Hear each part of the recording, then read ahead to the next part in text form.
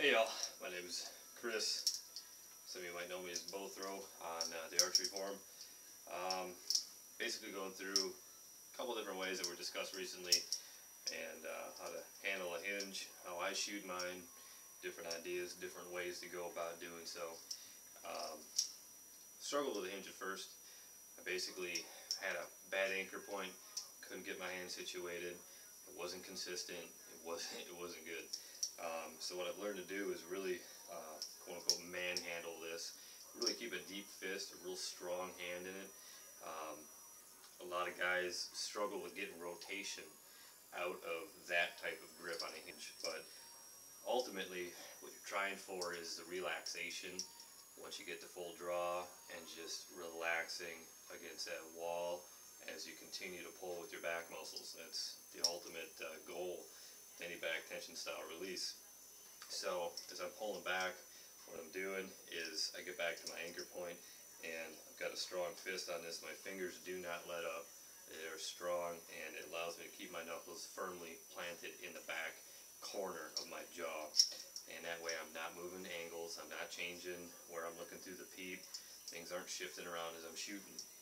So as I try to get my rotation, what I'm doing is I'm relaxing, as I said earlier, pulling back with my back muscles between my two shoulder blades. And as I relax my forearm and my wrist, the natural rotation of my wrist is going to allow that lead release to fire. Just the turning of my hand. That's all that does it. It doesn't need to be released via my fingers or let go of or anything like that. You can still maintain a strong fist, which in my case really allows me to solidify that anchor point that I struggle with so much. So I'm going to shoot a couple shots doing that, and hopefully you can kind of see the wrist muscles and forearm muscles relax and the tendons just allowing that to do the work for me, so I'm not relaxing my fingers, I'm not letting the actual release stretch out of my fingers as I'm pulling back through the shot. Like I said, I'm still maintaining that back tension, I'm still pulling back through it, I'm still going to do it the correct way, but I'm going to keep those fingers deep, keep that fist tight, keep that anchor point completely solid, the same all the time and every time, which allows me, at least in this case, to shoot a much more consistent pattern at 60, 70, 80 yards. Some of this stuff you won't notice when you're shooting to short distances, but when you get out there, it makes a big difference. So, alright, let's try to get in front of the camera, being I'm doing this solo, shooting my Carbon Spider Turbo, and as I pull back here, bury my jaw and my corner of my jaw between the first two knuckles. It's the same every time. My hands are still strong here. So as I relax, my wrist and forearm begin to turn.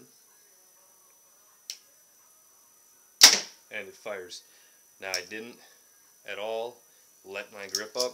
I didn't change my grip. I didn't move it. I didn't stretch my fingers out. It's strong, and it just turned my wrist. So that's all it really takes. It doesn't take a lot. If you set your release up right, you set it up so it's safe for drawing. It's not clicking as you're drawing back. You can still pull back with all the tension in all your fingers, as you should. Anchor, and slowly let your release turn. With strong fingers. Allow that anchor point to stay the same every time.